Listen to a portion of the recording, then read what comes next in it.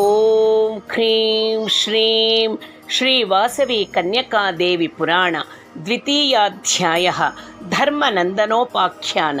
ವೈಶ್ಯವಂಶ ಕಥೆಯನ್ನು ಶ್ರವಣ ಮಾಡಲು ಆಸಕ್ತರಾಗಿದ್ದ ಶೌನಕಾದಿ ಮಹಾಮುನಿಗಳನ್ನು ನೋಡಿ ಸೂತ ಮಹರ್ಷಿಯು, ಹೇ ವೈಶ್ಯಕುಮಾರರೇ, ಪೂರ್ವದಲ್ಲಿ ಬುದ್ಧಿಕುಶಲನಾದ ಧರ್ಮನಂದನನಿಗೆ ಆದಿಶೇಷನು ಹೇಳಿದ ಪಾವನ ಚರಿತ್ರೆಯನ್ನು ನಾರದರು ನನಗೆ ಏಕಾಂತದಲ್ಲಿ ಹೇಳಿದರು. ಆ ಕಥೆಯನ್ನು ನಾನೀಗ ನಿಮಗೆ ತಿಳಿಸಿಕೊಡುವೆನು, ಸಾವಧಾನದಿಂದ ಕೇಳಿರಿ ಎಂದು ಹೀಗೆ ವಿವರಿಸತೊಡಗಿದರು. ಪರಮ ಪವಿತ್ರವಾದ ಆರ್ಯಾವರ್ತದಲ್ಲಿ ಸುಪ್ರಸಿದ್ಧಿ ಪಡೆದ ಪ್ರತಿಷ್ಠಾ ನಗರವೆಂಬ ಒಂದು ಮಹಾನಗರವಿದೆ. ಅಲ್ಲಿ ಚೂಡಾಮಣಿ ಎಂಬ ಹೆಸರಿನ ವೈಶ್ಯೋತ್ಯಮನು ನಿವಾಸ ಮಾಡಿಕೊಂಡಿದ್ದನು. ಆತನು ಜ್ಞಾನವಂತನು, ಗುಣವಂತನು, ಶೀಲವಂತನು ಆಗಿದ್ದನು. ಆತನು ತನ್ನ ಅನುಪಮವಾದ ಧರ್ಮನಿಷ್ಠೆಯಿಂದ ಧರ್ಮಶ್ರೇಷ್ಠಿ ಎಂಬ ನಾಮದಿಂದ ವಿಖ್ಯಾತನಾದನು. ಆ ಮಹನೀಯನು ಸಮಸ್ತ ಸಂಪದ್ಭರಿತನಾಗಿದ್ದರೂ ಸಂತಾನಹೀನನಾಗಿ ಅತೀವ ಸಂತಾಪ ಹೊಂದಿ ಧರ್ಮ ಪತ್ನಿ ಸಮೇತನಾಗಿ ಚ್ಯವನ ಮಹರ್ಷಿಯ ಆಶ್ರಮಕ್ಕೆ ಹೋದನು. ಮಹರ್ಷಿಯನ್ನು ವಿದ್ಯುಕ್ತ ರೀತಿಯಲ್ಲಿ ಪೂಜಿಸಿ, ಹೇ ಋಷಿಸತ್ತಮ, ನನಗೆಷ್ಟು ಭೋಗ ಭಾಗ್ಯಗಳಿದ್ದರೂ ಸಂತಾನಹೀನತೆ ಎಂಬ ಕೊರತೆಯು ಸದಾ ನನ್ನು ಪೀಡಿಸುತ್ತಿದೆ. ಅಪುತ್ರಸ್ಯ ಗತಿರ್ನಾಸ್ತಿ ಎಂಬ ಆರ್ಯೋಕ್ತಿಯು ನೆನಪಿಗೆ ಬಂದಾಗಲೆಲ್ಲ ನನ್ನ ಮನಸ್ಸು ಒದ್ದಾಡುತ್ತಿದೆ. ತರುಣೋಪಾಯಕ್ಕಾಗಿ ನಿಮ್ಮ ಚರಣಾರವಿಂದಗಳನ್ನು ಆಶ್ರಯಿಸಿರುವೆನು. ಪುತ್ರಹೀನನಾದ ನನಗೆ ಸಂತಾನ ಪ್ರಾಪ್ತಿಯಾಗುವ ಉಪಾಯವನ್ನು ದಯಮಾಡಿ ಉಪದೇಶಿಸಿರಿ ಎಂದು ಪ್ರಾರ್ಥಿಸಿದನು. ಆ ಚ್ಯವನ ಮಹರ್ಷಿಯು ಧರ್ಮಶ್ರೇಷ್ಠಿಯನ್ನು ನೋಡಿ, ಓ ವೈಶ್ಯ ಪುಂಗವನೇ, ಭಕ್ತರ ಸಮಸ್ತ ಆಸೆಗಳನ್ನು ಈಡೇರಿಸಿಬಲ್ಲ ಆದಿ ಪರಾಶಕ್ತಿಯನ್ನು ಕುರಿತು ನಿಶ್ಚಲ ಚಿತ್ತನಾಗಿ ಸತೀ ಸಮೇತನಾಗಿ ತಪಸ್ಸನ್ನು ಆಚರಿಸು. ಆ ದೇವಿ ಕೃಪೆಯಿಂದ ತಪ್ಪದೆ ನಿನಗೆ ಪುತ್ರ ಸಂತಾನ ಪ್ರಾಪ್ತಿಯಾಗುವುದು ಎಂದು ಹೇಳಿ ಆ ವೈಶ್ಯವರನಿಗೆ ದೇವಿಯು ದಿವ್ಯ ಮಂತ್ರವನ್ನು ಉಪದೇಶಿಸಿದರು. ಉಪದೇಶ ಹೊಂದಿದ ಶ್ರೇಷ್ಠ ದಂಪತಿಗಳು ಮಹಾನಂದ ಭರಿತರಾಗಿ ನಿರುಪಮ ನಿಷ್ಠಾಗರಿಷ್ಠರಾಗಿ ಅಚಂಚಲ ದೀಕ್ಷೆಯಿಂದ ತಪವನ್ನಾಚರಿಸಿದರು. ಅವರ ಅಮೋಘವಾದ ತಪಸ್ಸಿನ ಪ್ರಭಾವದಿಂದ 3 ಲೋಕಗಳು ಕಂಪಿಸಿದವು. ಲೋಕರಕ್ಷಕಿಯಾದ ಪರಮೇಶ್ವರಿಯು ಕರುಣಿಸಿ ಧರ್ಮಶ್ರೇಷ್ಠ ದಂಪತಿಗಳ ಎದುರಿನಲ್ಲಿ ಪ್ರತ್ಯಕ್ಷಳಾದಳು. ಅವರಿಗೆ ಪುತ್ರ ಸಂತಾನದಾಯಕವಾದ ವರವನ್ನು ಪ್ರಸಾದಿಸಿದಳು. ಅನಂತರ 1 ಸಂವತ್ಸರ ಕಳೆದ ಕೂಡಲೇ ಧರ್ಮಶ್ರೇಷ್ಠಿಯು ಭಾರ್ಯೆಯಾದ ಆರ್ಯಕಳು ತೇಜೋನಿಧಿಯಾದ ಓರ್ವ ಕುಮಾರನಿಗೆ ಜನ್ಮವಿತ್ತಳು. ಆ ಬಾಲಕನು ತನ್ನ ಧರ್ಮ ನಿರತಿಯಿಂದಲೂ ತ್ಯಾಗ ಗರಿಮೆಯಿಂದಲೂ ಜಗದ್ವಿಖ್ಯಾತನಾಗಬಲ್ಲನು ಎಂದು ಜ್ಯೋತಿಷಿಗಳು ಹೇಳಿದರು. ಆ ಶಿಶುವಿಗೆ ಧರ್ಮನಂದನನೆಂದು ಹೆಸರಿಟ್ಟರು. ಧರ್ಮನಂದನನು ಶುಕ್ಲಪಕ್ಷದ ಚಂದ್ರನಂತೆ ದಿನ ದಿನವೂ ಅಭಿವೃದ್ಧಿಯನ್ನು ಹೊಂದಿದನು. ಆ ಬಾಲಕನಿಗೆ 8ನೇ ವಯಸ್ಸಿನಲ್ಲಿ ತಂದೆಯಾದ ಧರ್ಮಶ್ರೇಷ್ಠಿಯು ಉಪನಯನ ಸಂಸ್ಕಾರವನ್ನು ನಡೆಸಿದನು. ಆ ಬಳಿಕ ಧರ್ಮಶ್ರೇಷ್ಠಿ ತನ್ನ ಕುಮಾರನನ್ನು ಭಾರ್ಗವ ಚ್ಯವನರ ಗುರುಕುಲಕ್ಕೆ ಕರೆದೊಯ್ದನು. ಆ ಮಹರ್ಷಿಯು ಋತ, ಅಧ್ಯಯನ, ಸತ್ಯಭಾಷಣ, ಸತ್ಯಾಚರಣೆ, ತಪಸ್ಸಂಪತ್ತು, ಬಾಹ್ಯಾಂತರ ಇಂದ್ರಿಯ ನಿಗ್ರಹ ಎಂಬ ಶಮದಮಾದಿ ಷಡ್ಗುಣಗಳನ್ನು ಹೊಂದಿದವನು. ಅಜ್ಞಾರಾಧನೆ, ಯಜ್ಞಾಚರಣೆ, ಅತಿಥಿ ಪೂಜೆ, ದಯೆ, ಕರುಣೆ, ಮೈತ್ರಿ, ನಮ್ರತೆ, ಶ್ರದ್ಧೆ ಮುಂತಾದ ಶುಭ ಗುಣಲಕ್ಷಣಗಳಿಂದ ಶೋಭಿಸುತ್ತ ಗೃಹಸ್ಥಾಶ್ರಮ ಧರ್ಮ ನಿರ್ವಹಣೆಯ ದೀಕ್ಷೆಯಲ್ಲಿನ ದಕ್ಷರಾಗಿ ಆದರ್ಶ ಗುರು ಲಕ್ಷಣಗಳಿಂದ ವಿರಾಜಿಸುತ್ತಿದ್ದರು. ಅಲ್ಲಿ ಆ ಋಷಿವರ್ಯರಿಂದ ಧರ್ಮನಂದನಿಗೆ ವೇದಾರಂಭ ಸಂಸ್ಕಾರವನ್ನು ಮಾಡಿಸಿ ವಿದ್ಯಾಭ್ಯಾಸಕ್ಕಾಗಿ ಆ ಬಾಲಕನನ್ನು ಗುರುಕುಲಕ್ಕೆ ಸೇರಿಸಿದೆನು. ಅಲ್ಲಿ ಚ್ಯವನರು ಧರ್ಮನಂದನಿಗೆ ವಿದ್ಯಾರಂಭ ಕಾಲದಲ್ಲಿ ಶಿಷ್ಯನಿಗೆ ಗುರುವು ಬೋಧಿಸಬೇಕಾದ ಹಿತವಾಕ್ಯಗಳನ್ನು, ಆಶ್ರಮ ನಿಯಮಗಳನ್ನು ಮತ್ತು ಬ್ರಹ್ಮಚರ್ಯ ವ್ರತಾಚರಣೆಯ ವಿಧಾನಗಳನ್ನು ಚೆನ್ನಾಗಿ ತಿಳಿ ಹೇಳಿ ವಿದ್ಯಾಬೋಧನೆಯನ್ನು ಆರಂಭಿಸಿದರು. ಧರ್ಮನಂದನನು ಅತ್ಯಂತ ಶ್ರದ್ಧಾ ಭಕ್ತಿಗಳಿಂದ ಗುರು ಸೇವೆಯನ್ನು ಮಾಡುತ್ತಾ ಅನತಿ ಕಾಲದಲ್ಲಿಯೇ ವೇದಾಂಗಗಳನ್ನು ಅಭ್ಯಯಿಸಿ ಆದರ್ಶ ಶಿಷ್ಯನೆನಿಸಿಕೊಂಡನು. ಆಗ ಚ್ಯವನ ಮಹರ್ಷಿಯು ಧರ್ಮನಂದನನೊಡನೆ, ವತ್ಸ, ನಿನಗೆ ಕಲಿಸಬೇಕಾದ ವಿದ್ಯೆಗಳನ್ನೆಲ್ಲ ಕಲಿಸಿರುವೆನು. ಇನ್ನು ಸ್ವಲ್ಪ ದಿನಗಳಲ್ಲಿಯೇ ನೀನು ಸ್ವಗೃಹಕ್ಕೆ ತೆರಳಬಹುದು. ನೀನು ನಿನ್ನ ಜೀವನದಲ್ಲಿ ಪಾಲಿಸಬೇಕಾದ ವಿಧಿಗಳನ್ನು ಕುರಿತು ಕೊನೆಯ ಬೋಧನೆಯಾಗಿ ತಿಳಿಸುತ್ತಿದ್ದೇನೆ. ಸಮಾಹಿತ ಚಿತ್ತನಾಗಿ ಆಲಿಸು ಎಂದು ಹೇಳತೊಡಗಿದರು. ಕುಮಾರ, ಸಾದಾ ಸತ್ಯವನ್ನೇ ನುಡಿ, ಧರ್ಮವನ್ನೇ ಆಚರಿಸು, ಸ್ವಾಧ್ಯಾಯವನ್ನು ನಿರ್ಲಕ್ಷಿಸಬೇಡ. ಆಚಾರ್ಯನಿಗೆ ಪ್ರೀತಿಕರವಾದ ಕಾಣಿಕೆಗಳನ್ನು ತಂದು ದಕ್ಷಿಣೆಯಾಗಿ ಸಮರ್ಪಿಸು. ಸದ್ಗೃಹಸ್ಥನಾಗಿ ಸತ್ಸಂತಾನವನ್ನು ಹೊಂದಿ ವಂಶೋದ್ಧಾರ ಮಾಡು. ಆತ್ಮರಕ್ಷಣೆಯ ಕುಶಲತೆಯಿಂದ ಎಂದೂ ದೂರವಾಗಬೇಡ. ಧರ್ಮಯುತವಾದ ನ್ಯಾಯವಾದ ಮಾರ್ಗದಿಂದ ನಿನ್ನ ಸಂಪದಗಳನ್ನು ಅಭಿವೃದ್ಧಿ ಮಾಡಿಕೊಳ್ಳುವುದರಲ್ಲಿ ಅಸಡ್ಡೆ ತೋರಿಸಬೇಡ ಮತ್ತು ಆ ಸಂಪದಗಳಿಂದ ಲೋಕ ಕಲ್ಯಾಣಕರ ಕಾರ್ಯಗಳನ್ನು ಮಾಡುವುದರಲ್ಲಿ ಅಶ್ರದ್ಧೆ ತೋರಿಸಬೇಡ. ಸ್ವಾಧ್ಯಾಯ, ಪ್ರವಚನ ಈ ಎರಡನ್ನು ನಿರ್ಲಕ್ಷ್ಯ ಮಾಡಬೇಡ. ತಾಯಿ, ತಂದೆ, ಆಚಾರ್ಯ, ಅತಿಥಿಗಳನ್ನು ದೈವ ಸ್ವರೂಪರೆಂದು ಭಾವಿಸಿ ಸೇವಿಸು. ನಿಂದ್ಯ ಕಾರ್ಯಗಳನ್ನು ಬಿಟ್ಟು ಅನಿಂದ್ಯವಾದ ಕರ್ಮಗಳನ್ನೇ ಆಚರಿಸು. ನಮಗಿಂತ ಅವರೊಡನೆ ಅವರನ್ನು ಆಹ್ವಾನಿಸಿ ಪ್ರಿಯ ಧರ್ಮನಂದನ ಆತ್ಮ ಸಾಕ್ಷಾತ್ಕಾರವನ್ನು ಹೊಂದಿ ದುಃಖಪೂರ್ಣವಾದ ಭವಸಾಗರವನ್ನು ದಾಟುವುದೇ ವೇದಗಳ ಸಾರ. ಆದರೆ ಎಲ್ಲರ ಮನಸ್ಸುಗಳಲ್ಲೂ ಒಳ್ಳೆಯ ಕಾಮನೆಗಳು ಮೊದಲಿನಿಂದಲೇ ಹುಟ್ಟುವುದಿಲ್ಲ. ಆದ್ದರಿಂದ ಧರ್ಮವು ಸತ್ಕರ್ಮಗಳಿಂದ ಸದ್ಭಾವಗಳಿಂದ ಹೇಗೆ ಜೀವಿಸಬೇಕೆಂದು ವಿಧಿ ನಿಷೇಧ ರೂಪದಲ್ಲಿ ತಿಳಿಸುತ್ತಿದೆ. ಶ್ರುತಿ ಪ್ರತಿಪಾದಿತವಾದ ವಿಧದಲ್ಲಿ ಜೀವಿಸುವವರ ಹೃದಯಗಳಲ್ಲಿ ನಿತ್ಯಾನಿತ್ಯ ವಿವೇಕ, ವೈರಾಗ್ಯ, ದೈವ ಸಾಕ್ಷಾತ್ಕಾರದ ವಾಂಛೆ ಕ್ರಮವಾಗಿ ಉಂಟಾಗುವುವು. ಪ್ರಿಯವಾದ ಸತ್ಯವನ್ನು ಹೇಳು, ಅಪ್ರಿಯವಾದುದನ್ನು ಹೇಳಬೇಡ. ಅಜಾಗರೂಕತೆಯಿಂದ ಅಸತ್ಯವನ್ನಾಡಬೇಡ. ಮಹನೀಯರು ವಿಚಾರ ಮಾಡುತ್ತಿರುವಾಗ ನಿಶ್ಶಬ್ದವಾಗಿ ಕುಳಿತು ಶ್ರದ್ಧೆಯಿಂದ ಆಲಿಸು. ಯಾರಿಗಾದರೂ ದಾನವನ್ನು ಕೊಡುವಾಗ ದೇಶ, ಕಾಲ, ಪಾತ್ರತ್ವಗಳನ್ನು ವಿವೇಚಿಸಿ ಯಥಾಶಕ್ತಿ ಶ್ರದ್ಧೆಯಿಂದ, ವಿನಯದಿಂದ, ಭಯಭಕ್ತಿಗಳಿಂದ, ಹೆಚ್ಚಿನ ಸಂತೋಷದಿಂದ, ಪ್ರೇಮದಿಂದ, ಶುಭಾಕಾಂಕ್ಷಾಪೂರ್ವಕವಾಗಿ ಆಯಾ ದಾನಗಳನ್ನು ನೀಡಬೇಕು. ಅಶ್ರದ್ಧೆಯಿಂದ ದಾನ ಕೊಡಬಾರದು. ಶಾಸ್ತ್ರವಿಹಿತ ಕರ್ಮಗಳನ್ನು ಕುರಿತಾಗಲಿ ಆಚಾರಗಳನ್ನು ಕುರಿತಾಗಲಿ ನಿನಗೆ ಸಂದೇಹಗಳುಂಟಾದರೆ ಸ್ವತಂತ್ರರು, ದಯಾಧರ್ಮಯುತರು, ಕರ್ಮಕುಶಲರು, ಧೀಮಂತರು ಆದವರನ್ನು ಆಶ್ರಯಿಸಿ ನಿನ್ನ ಸಂದೇಹಗಳನ್ನು ನಿವಾರಿಸಿಕೊಂಡು ಕರ್ಮಾಚರಣೆಯನ್ನು ಮಾಡು. ಇನ್ನು ಸಮಾಜದಲ್ಲಿ ದೋಷಿಗಳಾಗಿ ಪರಿಗಣಿಸಲ್ಪಟ್ಟವರೊಡನೆ ಹೇಗೆ ವರ್ತಿಸಬೇಕು ತಿಳಿಯದಾದಾಗ ಮೇಲೆ ಹೇಳಿದ ಲಕ್ಷಣಗಳಿಂದ ಕೂಡಿದ ಆ ಪ್ರಾಜ್ಞರು ಆ ದೋಷಿಗಳೊಡನೆ ಹೇಗೆ ವರ್ತಿಸುವರೋ ಗಮನಿಸಿ ಅವರನ್ನೇ ನೀನು ಅನುಸರಿಸು. ನಾನೀಗ ಹೇಳಿದ ಈ ವಿಷಯಗಳೆಲ್ಲ ದೈವಾಜ್ಞೆಯೆಂದು, ಉಪದೇಶವೆಂದು, ವೇದ ಸಾರವೆಂದು ಮತ್ತು ಕರ್ತವ್ಯವೆಂದು ಗ್ರಹಿಸಿ ಆಚರಿಸಿ ಧನ್ಯ ಜೀವಿಯಾಗು. ಈ ವಿಷಯಗಳೆಲ್ಲ ತೈತ್ತರೀಯೋಪನಿಷತ್ತಿನಲ್ಲಿ ತಿಳಿಸಲಾಗುವ ವೇದೋಪದೇಶಗಳು ವತ್ಸ ಎಂದು ಕೊನೆಯ ಉಪದೇಶವನ್ನು ನೀಡಿ ಚ್ಯವನ ಮಹರ್ಷಿಯು ಧರ್ಮನಂದನನ ಸಮಾವರ್ತನ ಸಂಸ್ಕಾರಕ್ಕಾಗಿ ಬೇಕಾದ ಏರ್ಪಾಟುಗಳನ್ನು ಮಾಡಲು ತೊಡಗಿದರು.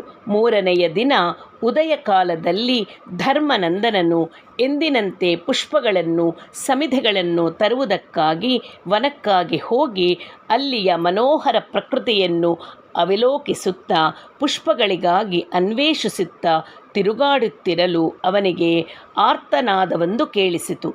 ಧರ್ಮನಂದನನು ಆ ಧ್ವನಿಯಿಂದ ಸೆಳೆಯಲ್ಪಟ್ಟು ಅದೇ ದಿಕ್ಕಿಗೆ ಕಿವಿಗೊಟ್ಟು ಆಲಿಸಿದಾಗ, ಓ ವ್ಯಾಧನೆ, ನಾನು ತೀರ್ಥಯಾತ್ರಾಸಕ್ತನಾದ ಅಂಗೀರಸನೆಂಬ ಬ್ರಾಹ್ಮಣನು, ಸಾಧು ಜೀವನನು, ನನ್ನನ್ನು ಹಿಂಸಿಸಬೇಡ, ಬಿಟ್ಟು ಬಿಡು ಎಂಬ ದೈನ್ಯದಾಲಾಪಗಳು ಕೇಳಿಬಂದವು. ಆಗ ಆತನು ಆ ಶಬ್ದವನ್ನು ಅನುಸರಿಸಿ ಬಹುದೂರ ಹೋದ ಬಳಿಕ ವಿಂಧ್ಯ ಪರ್ವತ ಸಮೀಪದಲ್ಲಿ ಒಬ್ಬ ಕಿರಾತಕನಾದ ಕಾಪಾಲಿಕನಿಂದ ಬಾಧಿಸಲ್ಪಡುತ್ತಿದ್ದ ಓರ್ವ ಬ್ರಾಹ್ಮಣನನ್ನು ನೋಡಿದನು. ಧರ್ಮನಂದನನು ಬಹುದುಃಖಿತನಾಗಿ ಆ ಕಿರಾತಕನೊಡನೆ, ಎಲೆ ಪಾಪಾತ್ಮನೇ, ಸಾಧು ಜೀವಿಯೂ ಪೂಜ್ಯನೂ ಆದ ಬ್ರಾಹ್ಮಣನನ್ನು ಏಕೆ ಹಿಂಸಿಸುತ್ತಿರುವೆ ಎಂದು ಕೇಳಲು, ಆ ನುಡಿಗಳನ್ನು ಕೇಳಿದ ವ್ಯಾಧನು ಕುಪಿತನಾಗಿ, ಎಲೆ ಬಾಲಕನೇ, ನೀನು ಸ್ವಲ್ಪವಾದರೂ ಭಯವಿಲ್ಲದೆ ಮಾತನಾಡುತ್ತಿರುವೆ, ಮತ್ತೆ ಏನಾದರೂ ನುಡಿದರೆ ನಿನ್ನನ್ನು ಕೂಡ ಹಿಂಸಿಸುವೆನು ಎಂದು ಭಯಪಡಿಸಿದನು. ಧರ್ಮನಂದನನು ಬೆದರದೆ, ವ್ಯಾಧನೆ, ನಿರಪರಾಧಿಯಾದ ಆ ವಿಪ್ರನನ್ನು ಏಕೆ ಕೊಲ್ಲಲೆಣಿಸಿರುವೆ ತಿಳಿಸು ಎಂದು ಒತ್ತಾಯ ಮಾಡಿದನು. ಆಗ ವ್ಯಾಧನು, ಓ ಬಾಲಕ, ಪ್ರತಿ ಸಂವತ್ಸರವೂ ಈ ವಿಂಧ್ಯಗಿರಿಯಲ್ಲಿ ನೆಲೆಸಿರುವ ಶಕ್ತಿಗೆ ಓರ್ವ ಪುರುಷನನ್ನು ಬಲಿಯಾಗಿ ಅರ್ಪಿಸಬೇಕಾಗಿದೆ. ಇದು ನಮ್ಮ ವಂಶಾಚಾರವು ಅವಶ್ಯ ಕರ್ತವ್ಯವೂ ಆಗಿದೆ ಎಂದು ಉತ್ತರಿಸಿದನು. ಆ ಮಾತುಗಳನ್ನು ಕೇಳಿದ ಧರ್ಮನಂದನನು ಆ ಬ್ರಾಹ್ಮಣನನ್ನು ಬಂಧನದಿಂದ ಬಿಡಿಸಿ ಆ ಪಾಶವನ್ನು ತನ್ನ ಕಂಠಕ್ಕೆ ಬಿಗಿದುಕೊಂಡು ಕಿರಾತನನ್ನು ಕುರಿತು ದಿಟ್ಟತರದಿಂದ, ಬ್ರಾಹ್ಮಣನಿಗೆ ಬದಲಾಗಿ ನನ್ನನ್ನು ಶಕ್ತಿಗೆ ಬಲಿಕೊಡು, ನೀನು ಶ್ರೇಯಸ್ಸನ್ನು ಸಂಪಾದಿಸಿಕೊಳ್ಳುವೆ ಎಂದು ನುಡಿವೆನು. ಆ ವ್ಯಾಧನು ಕೂಡಲೇ ಬ್ರಾಹ್ಮಣನನ್ನು ಬಿಟ್ಟು ಧರ್ಮನಂದನನ್ನು ಬಂಧಿಸಿ ಎಳೆದುಕೊಂಡು ಹೋಗತೊಡಗಿದನು. ಚೂಪಾದ ಕಠಿಣವಾದ ಕಲ್ಲುಗಳಿಂದ, ಮುಳ್ಳು ಪೊದೆಗಳಿಂದ ದುರ್ಗಮವಾದ ಆ ಅಡವಿಯ ದಾರಿಯಲ್ಲಿ ಸಾಗುತ್ತಿರುವಾಗ ಆ ಬಾಲಕನ ಶರೀರವೆಲ್ಲ ಗಾಯಗಳಾಗಿ ರಕ್ತವು ಸ್ರವಿಸತೊಡಗಿತು. ಅದನ್ನು ನೋಡಿ ವ್ಯಾಧನು, ಏನು ಬಾಲಕ, ಕರುಣೆಯಿಂದ ಬ್ರಾಹ್ಮಣನನ್ನು ಬಿಡಿಸಿಕೊಟ್ಟೆ, ಈಗ ನಿನಗೆ ಈ ಸುಖ ಹೇಗಿದೆ ಎಂದು ವ್ಯಂಗೋಕ್ತಿಗಳನ್ನಾಡುತ್ತಾ ಕಿಂಚಿತ್ತೂ ಕರುಣೆ ಇಲ್ಲದೆ ಆ ಬಾಲಕನನ್ನು ಮತ್ತಷ್ಟು ವೇಗದಿಂದ ಎಳೆದುಕೊಂಡು ಹೋಗತೊಡಗಿದನು. ಧರ್ಮನಂದನನು ಅಣುಮಾತ್ರವೂ ಚಲಿಸದೆ ಸ್ಥಿರ ಚಿತ್ತನಾಗಿ ವ್ಯಾಧನ ಹಿಂದೆ ಹೋಗತೊಡಗಿದನು. ಸಿಂಹ, ಕರಡಿ ಮುಂತಾದ ಭಯಂಕರ ಕ್ರೂರ ಮೃಗಗಳಿಂದ ಕೂಡಿದ ಆ ದುರ್ಗಮ ಅರಣ್ಯದಲ್ಲಿ ಧರ್ಮನಂದನನ್ನು ಎಳೆದೊಯ್ಯುತ್ತಿದ್ದ ಆ ವ್ಯಾಧನು ವೇಗವಾಗಿ ನಡೆಯುತ್ತಾ ಒಂದು ಕಡೆ ಆಕಸ್ಮಿಕವಾಗಿ ನಿಂತನು. ಸ್ವಲ್ಪ ದೂರದಿಂದ ಒಂದು ದೊಡ್ಡ ಸೈನ್ಯವು ಬರುತ್ತಿರುವುದನ್ನು ಸೂಚಿಸುವ ಒಂದು ಭಯಂಕರ ಧ್ವನಿಯನ್ನು ಕೇಳಿದನು. ಧೂಳಿನಿಂದ ಆವರಿಸಲ್ಪಟ್ಟ ಆಕಾಶವನ್ನು ನೋಡಿ, ಅಯ್ಯೋ, ಮಹಾರಾಜನು ಸೈನ್ಯ ಸಮೇತವಾಗಿ ಈ ಮಹಾರಣ್ಯಕ್ಕೆ ಬರುತ್ತಿದ್ದಾನೆ. ಬಾಲಕನೇ, ನಾವಿಲ್ಲಿ ಇನ್ನು ಇರಬಾರದು. ಆ ನೃಪಾಲನು ನನ್ನನ್ನು ನೋಡಿದರೆ ತಪ್ಪದೆ ಸಂಹರಿಸುವನು ಎಂದು ಹೇಳುತ್ತಾ ಬಾಲಕನಿಗೆ ಪಾಶ ವಿಮೋಚನೆ ಮಾಡಿ ಅವನ ಕೈ ಹಿಡಿದುಕೊಂಡು ಆತುರವಾಗಿ ಓಡಿ ಅಲ್ಲಿದ್ದ ಒಂದು ಪರ್ವತ ಗುಹೆಗೆ ಅವನನ್ನು ತಳ್ಳಿದನು. ಆ ಬಳಿಕ ಧರ್ಮನಂದನನೊಡನೆ, ಓ ಬಾಲಕನೇ, ನಾನು ಮತ್ತೆ ಬರುವವರೆಗೆ ಇಲ್ಲೇ ನಿರೀಕ್ಷಿಸುತ್ತಿರು ಎಂದು ಆಜ್ಞಾಪಿಸಿದನು.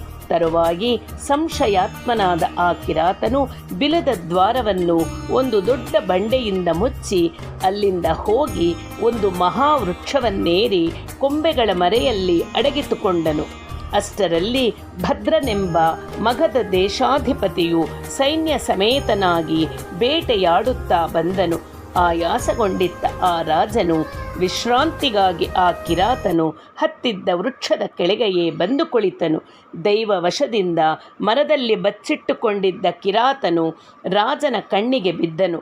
ಲೋಕಕಂಟಕನಾದ ಕಾಪಾಲಿಕ ವ್ಯಾಧನ್ನಾರೋ ದಾರಿ ಹೋಕರನ್ನು ಕೊಲ್ಲುವ ಬಯಕೆಯಿಂದ ಈ ಮರದ ಕೊಂಬೆಗಳಲ್ಲಿ ಬಚ್ಚಿಟ್ಟುಕೊಂಡಿದ್ದಾನೆ. ಇವನು ವದಾರ್ಹನು, ಇವನನ್ನು ಕೂಡಲೇ ಹಿಡಿದು ವಧಿಸಿರಿ ಎಂದು ರಾಜನು ತನ್ನ ಸೈನಿಕರಿಗೆ ಆಜ್ಞಾಪಿಸಿದನು. ಆ ಕಿರಾತಕನು ಕಾಪಾಲಿಕನಾದುದರಿಂದ ಮಂತ್ರತಂತ್ರಗಳಿಂದ ಮಹಾಯುದ್ಧವನ್ನು ಮಾಡಿದನು. ಕಡೆಗೆ ಭದ್ರ ಮಹಾರಾಜನು ತೀಕ್ಷ್ಣವಾದ ಅರ್ಧಚಂದ್ರಾಕಾರ ಬಾಣವನ್ನು ಪ್ರಯೋಗಿಸಿ ಅವನ ಶಿರಸ್ಸನ್ನು ಛೇದಿಸಿದನು. ಬಳಿಕ ಆ ರಾಜನು ಸಂತಸದಿಂದ ಅಲ್ಲಿಯೇ ಸ್ವಲ್ಪ ವೇಳೆ ವಿಶ್ರಮಿಸಿ ತನ್ನ ಪುರಕ್ಕೆ ಹಿಂದಿರುಗಿದನು.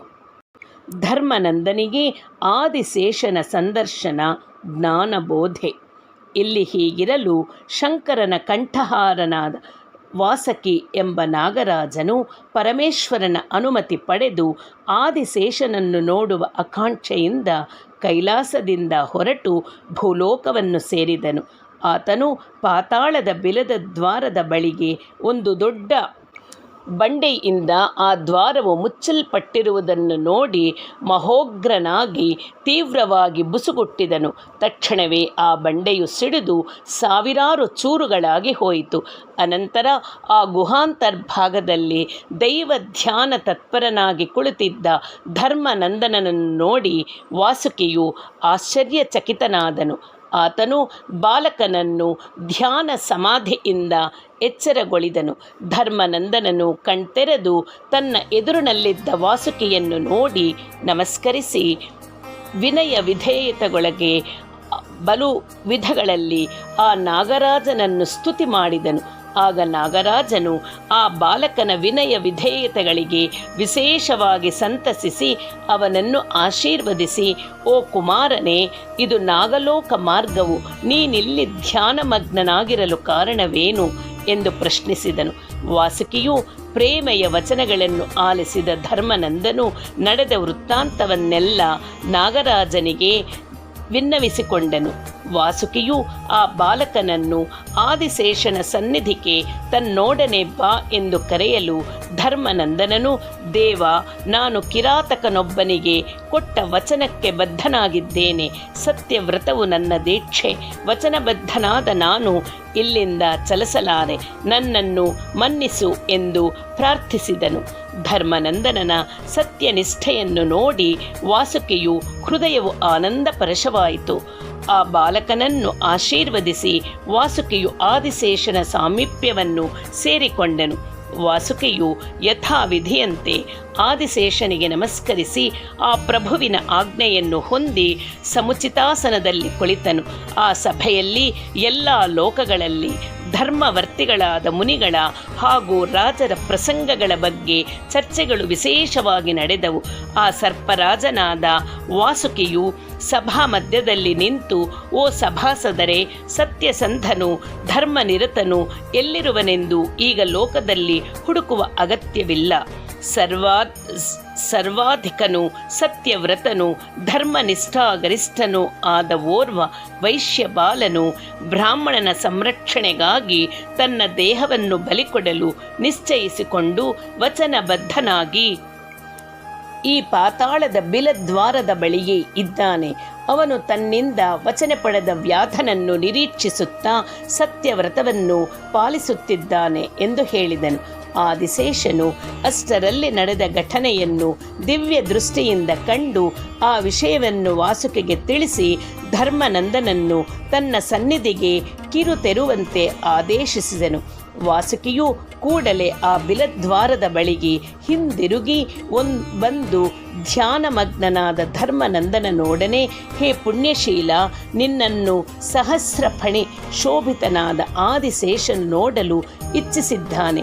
ಹೇ ಕುಮಾರ, ಪ್ರಜಾಶ್ರೇಯೋಭಿಲಾಷಿಯಾದ ಭದ್ರನೆಂಬ ರಾಜನು ಬೇಟೆಗಾಗಿ ಅಡವಿಗೆ ಬಂದು ನಿನ್ನಿಂದ ವಚನ ಪಡೆದಿದ್ದ ಕಿರಾತ ಕಾಪಾಲಿಕನನ್ನು ಸಂಹರಿಸಿದ್ದಾನೆ. ಆದ್ದರಿಂದ ನೀನು ನನ್ನೊಡನೆ ಬರುವುದರಿಂದ ವಚನ ಭಂಗವಾಗಲಿ ಧರ್ಮ ಹಾನಿಯಾಗಲಿ ಉಂಟಾಗುವುದಿಲ್ಲ ಎಂದು ಆ ಬಾಲ ಮನಸ್ಸನ್ನು ಒಪ್ಪಿಸಿ ಅವನನ್ನು ತನ್ನ ಹಿಂದೆ ರಸಾತಲ ಲೋಕಕ್ಕೆ ಕರೆದೊಯ್ಯನು. ಆ ಪಾತಾಳದಲ್ಲಿ ಆದಿಶೇಷನ ಸಭೆಯನ್ನು ಪ್ರವೇಶಿಸಿದ ಧರ್ಮನಂದನನು ನಾಗಾಧಿನಾಯಕರಿಂದ ಸಂಸ್ತುತನಾಗುತ್ತಿದ್ದ ಸಹಸ್ರ ಫಣೀಂದ್ರನನ್ನು ನೋಡಿ ಪುಳಕಿತಗೊಂಡು 1000 ಬಗೆಯಲ್ಲಿ ಆ ಆದಿಶೇಷನನ್ನು ಸ್ತುತಿ ಮಾಡಿದನು. ಆ ಬಾಲಕನ ಸತ್ಯನಿಷ್ಠಕ್ಕೆ ಧರ್ಮನಿಷ್ಠಗೆ ಅತೀವ ಸಂತಸಗೊಂಡು ನಾಗರಾಜನು, ನಿನಗಿಷ್ಟವಾದ ವರವನ್ನು ಬೇಡಿಕೋ ಎಂದು ಅನುಗ್ರಹಿಸಿದನು. ಆದಿಶೇಷನ ಅನುಗ್ರಹ ಪಾತ್ರನಾದ ಧರ್ಮನಂದನನು ಅಮಿತಾನಂದ ಭರಿತನಾಗಿ, ಓ ಜಗದೀಶ್ವರ, ನನಗೆ ಯುಗಕಾಲಾದಿಗಳ ಜ್ಞಾನವನ್ನು, ಸೃಷ್ಟಿಕ್ರಮವನ್ನು, ಸೃಷ್ಟಿಗೆ ಮೂಲವಾದ ಪರತತ್ವದ ಜ್ಞಾನವನ್ನು, ಅಲ್ಲದೆ ನಮ್ಮ ವಂಶೋತ್ಪತ್ತಿಯು ಚರಿತ್ರೆಯನ್ನು ತಿಳಿಸಿ ನನ್ನ ಕೃತಾರ್ಥನನ್ನಾಗಿ ಮಾಡು ಎಂದು ಪ್ರಾರ್ಥಿಸಿದನು. ಆ ಬಾಲಕನ ಜ್ಞಾನದಾಹದನ್ನು ನೋಡಿ ಆದಿಶೇಷನು ಅವನ ಮೇಲೆ ಕರುಣೆ ತೋರಿ, ಓ ಸುಕುಮಾರ, ಸಮಾಹಿತ ಚಿತ್ತನಾಗಿ ಆಲಿಸು ಎಂದು ವಿವರವಾಗಿ ಹೇಳತೊಡಗಿದನು. ಯುಗ ಕಾಲಾದಿಗಳ ವಿವರಣೆ. ಕೃತಯುಗಕ್ಕೆ 16,28,000 ಸಂವತ್ಸರಗಳು, ತ್ರೇತಾಯುಗಕ್ಕೆ 12,88,000 ಸಂವತ್ಸರಗಳು, ದ್ವಾಪರ ಯುಗಕ್ಕೆ 8,32,000 ಸಂವತ್ಸರಗಳು, ಕಲಿಯುಗಕ್ಕೆ 4,32,000 ಸಂವತ್ಸರಗಳು ಕಾಲದ ಪ್ರಮಾಣಗಳು ಹೇಳಲ್ಪಟ್ಟಿವೆ. ಈ 4 ಯುಗಗಳು ಸೇರಿ ಒಂದು ಮಹಾಯುಗವೆನಿಸುವುದು. ಅಂಥ 71 ಮಹಾಯುಗಗಳು ಸೇರಿ ಒಂದು ಮನ್ವಂತರವಾಗುವುದು. ಆ ಮನ್ವಂತರವೇ ಇಂದ್ರಕಲ್ಪವೆಂದು ಕೂಡ ಕರೆಯಲ್ಪಡುವುದು. 14 ಇಂದ್ರಕಲ್ಪಗಳು ಗತಿಸಿದರೆ ಬ್ರಹ್ಮನಿಗೊಂದು ದಿನವಾಗುವುದು. ಇಂಥ ಪರಮತೆಯುಳ್ಳ 100 ಸಂವತ್ಸರಗಳು ಬ್ರಹ್ಮದೇವನ ಆಯುಷ್ಯದ ಪರಿಮಿತಿಯು ಅದೇ ಬ್ರಹ್ಮಕಲ್ಪವೆಂದು ಕರೆಯಲ್ಪಡುವುದು. 100 ಬ್ರಹ್ಮಕಲ್ಪಗಳು ಗತಿಸಿದರೆ ದೀರ್ಘಾಯು ಮುನಿಗೆ ಒಂದು ದಿನವಾಗುವುದು. 27 ಕೋಟಿ ದೀರ್ಘಾಯು ಮುನೀಂದ್ರರು ಗತಿಸಿದರೆ ರೋಮಶಾಕ್ಯ ಮುನಿಯ ಒಂದು ರೋಮವು ಉದುರಿ ಹೋಗುವುದು. 30 ಕೋಟಿ ರೋಮಶಾಕ್ಯ ಮುನಿಗಳು ಕೊನೆಗೊಂಡರೆ ಅಷ್ಟಾವಕ್ರ ಮುನಿಯ ಒಂದು ಮೂಳೆಯು ಜೀರ್ಣವಾಗುವುದು. 40 ಕೋಟಿ ಅಷ್ಟಾವಕ್ರ ಮುನಿಗಳು ಗತಿಸಿದರೆ ಪಾದದೃಕ್ ಮುನಿಗೆ ಕ್ಷಣಕಾಲವಾಗುವುದು. ಅಂತಹ ಪಾದದೃಕ್ ಮುನಿಗಳು 20 ಅರ್ಬುದಗಳ ಕೋಟಿ ಮಂದಿ ಗತಿಸಿದರೆ ಅನಂತಕಾಲ ಸ್ವರೂಪಿಣಿಯಾದ ಮಹಾಕಾಳಿಗೆ ನಿಮಿಷ ಕಾಲಕ್ಕಿಂತ ಕಡಿಮೆ ಎಂದು ಮಹರ್ಷಿಗಳು ಹೇಳಿರುವರು. ಆದಿಶಕ್ತಿಯು ಅನಂತ ಕಾಲಸ್ವರೂಪಿಣಿ. ಕಾಲಸ್ವರೂಪಳಾದ ಆ ಪರಾಶಕ್ತಿಯನ್ನು ಮಹಾಕಾಳಿ ಎಂದು ಪ್ರಾಜ್ಞರು ಕರೆದಿರುವರು. ಸಮಸ್ತವು ಕಾಲದಲ್ಲಿಯೇ ಲಯವಾಗುವುದಾದ್ದರಿಂದ ಮಹಾಕಾಳಿಯನ್ನು ಲಯಕಾರಿಣಿ ಎಂದು ಕರೆದಿರುವರು. ಅನಂತ ಕಾಲದ ಪರಿಮಿತಿಯನ್ನು ಯಾರೂ ಗಣಿಸಲಾರರು. ಅಂತಹ ಕಾಲದ ಮಹಾಕಾಳಿಯೆಂದು ಪ್ರಾಜ್ಞರು ಕರೆದಿರುವರು. ಸಮಸ್ತವು ಕಾಲದಲ್ಲಿಯೇ ಲಯವಾಗುವುದರಿಂದ ಮಹಾಕಾಳಿಯನ್ನು ಲಯಕಾರಿಣಿ ಎಂದು ಕರೆದಿರುವರು. ಅನಂತ ಕಾಲದ ಪರಿಮಿತಿಯನ್ನು ಯಾರೂ ಗಣಿಸಲಾರರು. ಅಂತಹ ಕಾಲದ ಅನಂತ ತತ್ವವನ್ನು ಕುರಿತು ಒಂದು ಭಾವನೆಯನ್ನು ಉಂಟು ಮಾಡುವುದಕ್ಕಾಗಿ ದೀರ್ಘಾಯು, ರೋಮಶಾಕ್ಯ ಮುನಿ, ಅಷ್ಟಾವಕ್ರಮುನಿ, ಪಾದದೃಗ್ಮುನಿ ಮುಂತಾದವರೆಲ್ಲ ಕಲ್ಪಿಸಿ ಅವರ ಆಯು ಪ್ರಮಾಣಗಳನ್ನು ತಮ್ಮ ಮೇಧಾಶಕ್ತಿಯಿಂದ ಊಹಿಸಿ ಮಹರ್ಷಿಗಳು ಹೇಳಿರುವರು. ಇಷ್ಟೇ ಅಲ್ಲದೆ ಇಂತಹ ಊಹಾತೀತವಾದ ಕಾಲದ ಮೊತ್ತವು ಆದಿಶಕ್ತಿಯಾದ ಮಹಾಕಾಳಿಗೆ 1 ನಿಮಿಷ ಕಾಲಕ್ಕಿಂತಲೂ ಕಡಿಮೆ ಎಂದು ಹೇಳಿ ಕಾಲವು ಅನಂತವೆಂದು ನಮ್ಮ ಅರಿವಿಗೆ ತರಲಾಗಿದೆ. ವತ್ಸ ಧರ್ಮನಂದನ, ಅನಂತವಾದ ಧನವನ್ನು, ಆರೋಗ್ಯವನ್ನು, ಅನಂತವಾದ ಕಾಲವೇ ಪರಮಾತ್ಮನ ಸ್ವರೂಪವು. ಕಾಲದ ಮಹತ್ವವು ವರ್ಣನಾತೀತವು. ಕಳೆದು ಹೋದ ಧನವನ್ನು, ಆರೋಗ್ಯವನ್ನು, ವಿದ್ಯೆಯನ್ನು, ರಾಜ್ಯವನ್ನು, ಕಡೆಗೆ ಪ್ರಾಣವನ್ನಾದರೂ ಹಿಂದಿರುಗಿ ಪಡೆಯಬಹುದೇ ಹೊರತು ಕಳೆದು ಹೋದ ಒಂದು ಕ್ಷಣಕಾಲವನ್ನು ಯಾರೂ ಮತ್ತೆ ಸಂಪಾದಿಸಲಾರೆವು. ಗತಿಸಿದ ಕಾಲವನ್ನು ಹಿಂದಿರುಗಿ ತರುವುದು ಅಸಾಧ್ಯವು. ಕಾಲವು ಅತ್ಯಂತ ವೇಗ ಉಳ್ಳದ್ದು. ಕಾಲೋ ಅಶ್ವೋ ವಹತಿ. ಕಾಲವೆಂಬ ಅಶ್ವವು ಓಡಿ ಹೋಗುತ್ತದೆ ಎಂಬು ಅರ್ಥವರ್ಣವೇದವು ಸಾರಿದೆ. ಕಳೆದು ಹೋಗುತ್ತಿರುವ ಒಂದೊಂದು ಕ್ಷಣದಲ್ಲಿ ಕುಬೇರ ಸಂಪತ್ತು ಬಚ್ಚಿಟ್ಟುಕೊಂಡಿದೆ ಎಂಬ ಸತ್ಯವನ್ನು ಬಲ್ಲವರು ಬೋಧಿಸಿದ್ದಾರೆ. ಆದರೆ ಸಮಯ ಸಂಪತ್ತುಗಳ ಮಹತ್ವವನ್ನರಿತು ಅದನ್ನು ಸದುಪಯೋಗಪಡಿಸಿಕೊಳ್ಳುವವನು ಕಾಲಸ್ವರೂಪಿಣಿಯಾದ ಮಹಾಕಾಳಿಯ ಕೃಪೆಗೆ ಪಾತ್ರಗಾಗಿ ಜೀವನವನ್ನು ಸಾರ್ಥಕಪಡಿಸಿಕೊಂಡು ಮೋಕ್ಷ ಸಾಮ್ರಾಜ್ಯವನ್ನು ಹೊಂದಬಲ್ಲನು. ದೈವಸ್ವರೂಪವಾದ ಕಾಲವನ್ನು ವ್ಯರ್ಥಪಡಿಸಿಕೊಳ್ಳುವವನು ವ್ಯರ್ಥ ಜೀವಿಯಾಗಿ ನಾಶವಾಗುವನು. ಆ ಆದಿಶಕ್ತಿಯ ತತ್ವವನ್ನು ಕುರಿತು ಒಂದಿಷ್ಟು ಆಲಿಸಿ. ಸಾ ವೈ ಸರ್ವಸ್ಯ ಜಗತಃ ಅದ್ಯ ಸ್ರಷ್ಟಾ ಹಿ ರಕ್ಷಿತ ಅತಃ ಸರ್ವಗತಾ ಸೂಕ್ಷ್ಮ ಶಕ್ತಿರ್ನಿತ್ಯ ಮಹೇಶ್ವರಿ. ಆಧಾರ ಜಗತತ್ಸೇವ್ಯ ಸಾಕ್ಷಿ ಸರ್ವಸುರಾಧಿಪ. ಸಹಿ ಶೇಷಶ್ಚ ವಿಶ್ವೇಶಿ ಬಹುಬಾಹುರ್ಬಹೌದರ. ಆಗಮಾನಾಂಚ ಸರ್ವೇಷಾಂ ವೇದಾನಾಮಪ್ಯಗೋಚರ. ಶೃಣೋತ್ಯಕರ್ಣಾಪಿ ಸಮಸ್ತ ಮೇತತ್ ಪಶ್ಯನ್ನ ಚಕ್ಷುಃ ಬಹಿರಂತರಶ್ಚ. ಭವತ್ಯಪಾದಾಹಿ ಚ ಸರ್ವಗಾಮಿನಿ ದದಾತ್ಯಹಸ್ತಸ್ವಯ ಮಾದದಾತಿ ಸ್ವಯಂ ನಿಮಿತ್ತಂ ಜಗತಃ ಉಪಾದಾನಂ ಚ ಕಾರಣಂ ಅಂತರ್ಮುಖೈರೀಕ್ಷ್ಯತೆ ಸಾ ದಹರಾಕಾಶನಿಷ್ಠಿತ. ಅನಂತ ಕಾಲರೂಪಿಣಿಯಾದ ಮಹಾಕಾಳಿಯಾದ ಆದಿಶಕ್ತಿಯೇ ಬಾಹ್ಯಾಂತರಗಳಲ್ಲಿ ವ್ಯಾಪಿಸಿರುವ ಸರ್ವಾಂತರ್ಯಾಮಿನಿಯು. ಆ ಶಕ್ತಿಯೇ ಸೂಕ್ಷ್ಮಳಾಗಿ ನಿತ್ಯಳಾಗಿ ಸರ್ವ ಜಗತ್ಸೃಷ್ಟಿಗೆ ಆದಿಯಾಗಿ ರಕ್ಷಕಿಯಾಗಿ ಸಮಸ್ತಕ್ಕೂ ಆಧಾರಳಾಗಿ ಸರ್ವಸಾಕ್ಷಿಣಿಯಾಗಿ ಸಕಲ ವಿಶ್ವ ಸಂಸೇವ್ಯಳಾಗಿ ಸಮಸ್ತ ದೇವ ದೇವೇಶಿಯಾಗಿ ವಿರಾಜಿಸುತ್ತಿರುವ ಪರಾಶಕ್ತಿಯು. ಅವಳೇ ಅನೇಕ ಬಾಹೂದರ ವದನ ನೇತ್ರಗಳಿ ಅವಳಾಗಿ ಆಗಮ ನಿಗಮಾತೀತ ವೇದಿನಿಯಾಗಿ ಅಖಿಲ ಸೃಷ್ಟಿ ಸ್ಥಿತಿ ಲಯಕಾರಿಣಿಯಾಗಿ ಅಂತರ್ಮುಖಿಗಳಾದ ಯೋಗಿ ವರರಿಂದ ಅವರ ಹೃದಯಾಕಾಶದಲ್ಲಿ ದರ್ಶಿಸಲ್ಪಡುವ ಪರಮೇಶ್ವರಿಯು. ಜಗತ್ತುಗಳು ಲಯ ಹೊಂದಿದರು, ಬ್ರಹ್ಮಾದಿಗಳು ಅಂತ್ಯಗೊಂಡರು, ಸಮಸ್ತ ಸಮುದ್ರಗಳು ಇಲ್ಲವಾದರೂ, ವಿಶ್ವದಲ್ಲೆಲ್ಲ ಅಂಧಕಾರ ಆವರಿಸಿ ತಮೋ ರೂಪದಲ್ಲಿ ಗುಣಸಾಮ್ಯವೇರ್ಪಟ್ಟರು. ಪರಂಜ್ಯೋತಿಯಾದ ಆ ಪರಾಶಕ್ತಿಯು ಸರ್ವತ್ರ ವ್ಯಾಪಿಸಿ ಮಹಾ ತೇಜಸ್ಸಿನಿಂದ ಪ್ರಕಾಶಿಸುತ್ತಿರುತ್ತಾಳೆ. ಆ ಶಕ್ತಿಯು ತನ್ನಿಂದ ಕಲ್ಪಿಸಲ್ಪಟ್ಟ ಮಾಯೆಯಿಂದ ಮಹಾತತ್ವವನ್ನು ಸೃಷ್ಟಿಸಿರುವಳು. ಅನಂತರ ಪ್ರಸಿದ್ಧವಾದ ಮಹದಂಕಾರವನ್ನು ಸೃಷ್ಟಿಸಿರುವಳು. ಹಾಗೆ ಅಹಂಕಾರದಲ್ಲಿ ತಮಸ್ಸು ರಜಸ್ಸು ಸತ್ವಗಳನ್ನು ಸೃಷ್ಟಿಸಿದಳು. ತಾನೇ ತನ್ನ ಅಲೌಕಿಕ ಮಾಯಾ ಶಕ್ತಿಯಿಂದ ತಮೋಗುಣ ಪ್ರಧಾನವಾದ ಈಶ್ವರನನ್ನು, ರಜೋಗುಣ ಪ್ರಧಾನವಾದ ಬ್ರಹ್ಮನನ್ನು, ಸತ್ವಗುಣ ಪ್ರಧಾನವಾದ ವಿಷ್ಣುವನ್ನು ಸೃಜಿಸಿದಳು. ನಂತರ ಆ ಪರಾಶಕ್ತಿಯು ಬ್ರಹ್ಮನಿಗೆ 4 ವೇದಗಳನ್ನು, ಜಗತ್ಸೃಷ್ಟಿ ಕುಶಲತೆಯನ್ನು ಪ್ರಸಾದಿಸಿದಳು. ವಿಷ್ಣುವಿಗೆ ಲೋಕರಕ್ಷಣೆಗಾಗಿ ಚಕ್ರಾಯುಧವನ್ನು ನೀಡಿದಳು. ಈಶ್ವರನಿಗೆ ಜಗತ್ ಸಂಹಾರಕ ಶಕ್ತಿಯನ್ನು, ತ್ರಿಶೂಲವನ್ನು ನೀಡಿ ಸಂತುಷ್ಟಾಂತರಂಗನಾದಳು. ವತ್ಸ ಧರ್ಮನಂದನ, ಆ ದೇವಿಯ ಮಹಾತ್ಮೆಯನ್ನು ಬ್ರಹ್ಮಾದಿಗಳಿಗೆ ಪೂರ್ಣವಾಗಿ ಅರಿಯಲು ಸಾಧ್ಯವಾಗದು. ಸಹಸ್ರ ಶೀರ್ಷನಾದ ನನಗೂ ಕೂಡ ವರ್ಣಿಸಲು ಅಸದಳವಾಗಿದೆ ಎಂದು ಆದಿಶೇಷನು ಹೇಳಲು ಧರ್ಮನಂದನನು ಮಿಗಿಲಾದ ಆಸಕ್ತಿಯಿಂದ ಕೂಡಿ ಅನಂತನಿಗೆ ಪದೇ ಪದೇ ಪ್ರಣಾಮ ಮಾಡುತ್ತಾ, ಓ ದೇವದೇವ ಅನಂತ, ಆ ಪರಾಶಕ್ತಿಯ ಮಹತ್ವವನ್ನು ಚೆನ್ನಾಗಿ ತಿಳಿಸಿ ಹೇಳಲು ನೀನೊಬ್ಬನೇ ಸಮರ್ಥನು. ನನ್ನ ಮೇಲೆ ಕರುಣೆಯಿಟ್ಟು ನನಗೆ ಆ ಪರಾಶಕ್ತಿಯ ಮಹತ್ವವನ್ನು, ಆ ಜಗನ್ಮಾತೆಯ ದಿವ್ಯ ಕಥೆಗಳನ್ನು ತಿಳಿಸಿ ಹೇಳು ಎಂದು ಪ್ರಾರ್ಥಿಸಿದನು.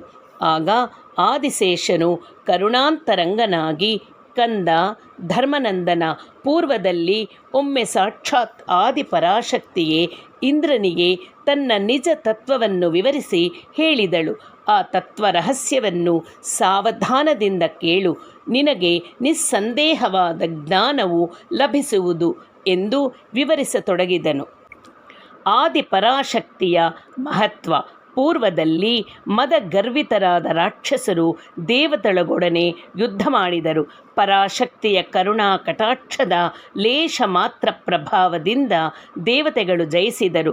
ಸೋತು ಹೋದ ದಾನವರು ಸ್ವರ್ಗ ಮರ್ತ್ಯ ಲೋಕಗಳನ್ನು ಬಿಟ್ಟು ಪಾತಾಳಕ್ಕೆ ಓಡಿ ವಿಜಯ ಗರ್ವದಿಂದ ಬೀಗಿ ಮೆರೆದ ದೇವತೆಗಳು ಮೋಹವಶರಾಗಿ ತಮ್ಮ ಪರಾಕ್ರಮಗಳನ್ನು ವರ್ಣಿಸಿಕೊಳ್ಳುತ್ತಾ ಪರಾಶಕ್ತಿಯ ಪ್ರಭಾವವನ್ನು ವಿಸ್ಮರಿಸಿ ಸೃಜನ ಪಾಲನ ಲಯಗಳಿಗೆ ಕೂಡ ತಾವೇ ಕರ್ತರೆಂದು, ತಮಗಿಂತ ಮಹಿಮಾನ್ವಿತರಾದವರು ಅನ್ಯರಾರು ಇಲ್ಲವೆಂದು ಪ್ರಲಾಪ ಮಾಡಿದರು.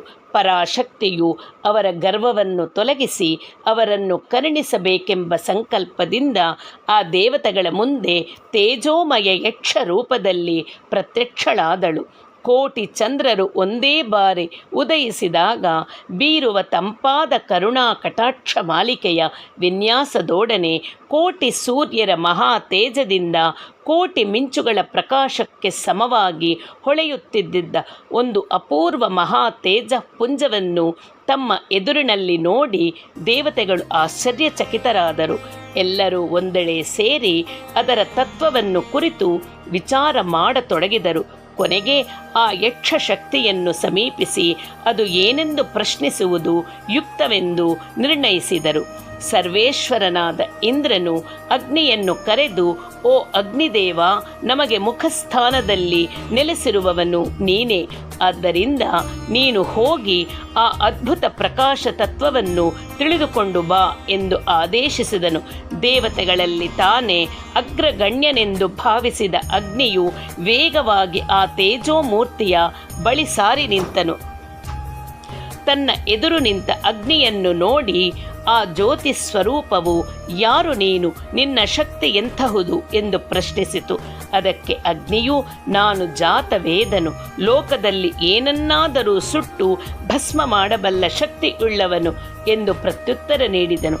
ಆಗ ಆ ಪರಮತೇಜವು ಒಂದು ತೃಣವನ್ನು ಅಗ್ನಿಯ ಮುಂದಿಟ್ಟು, ಲೋಕಗಳನ್ನು ಸುಡಬಲ್ಲ ಶಕ್ತಿಯು ನಿನಗಿದ್ದುದಾದರೆ ಈ ತೃಣವನ್ನು ಭಸ್ಮ ಮಾಡು ಎಂದು ಕೇಳಿತು.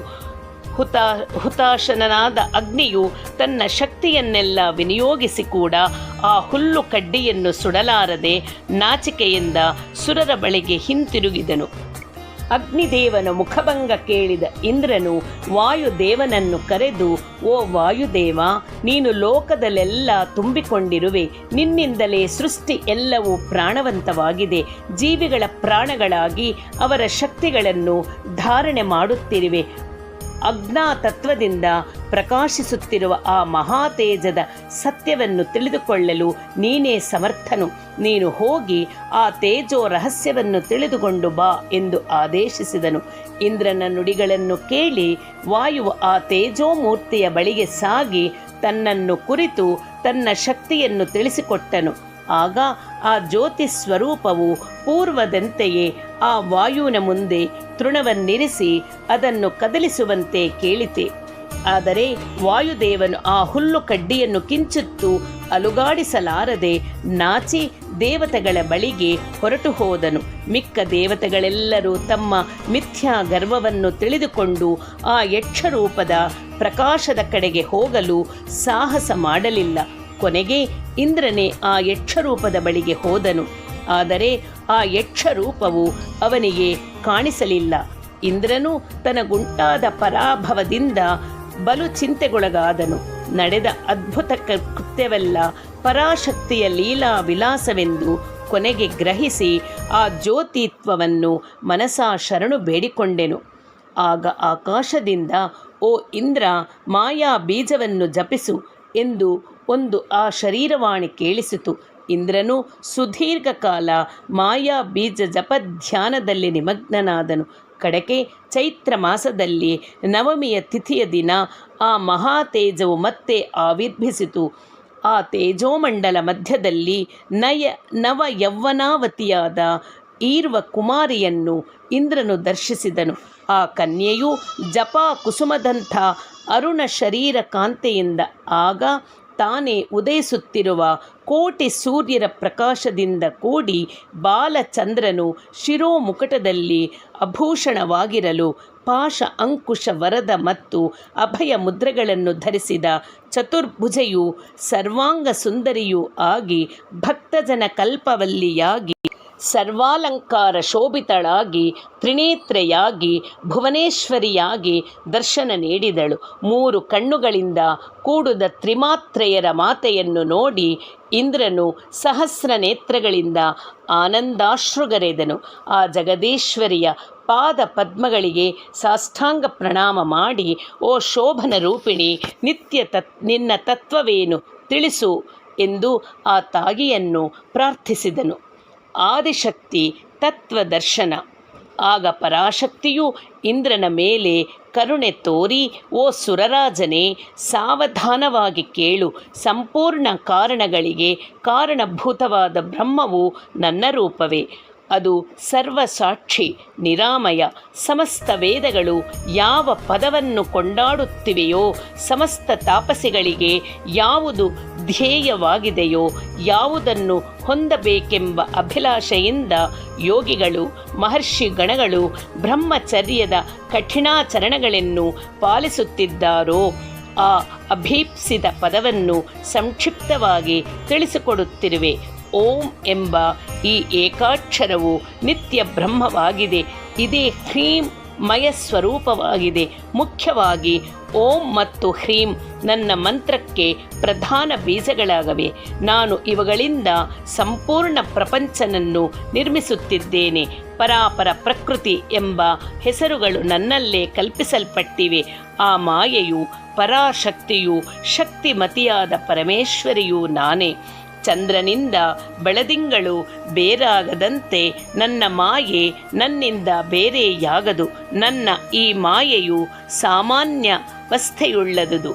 ಕಲ್ಪ ಪ್ರಳಯವು ಜರುಗಿದಾಗ ನನ್ನಿಂದ ಸೃಷ್ಟಿಸಲ್ಪಟ್ಟ ಈ ಪ್ರಪಂಚವೆಲ್ಲ ನನ್ನಲ್ಲೇ ಲೀನವಾಗುವುದು.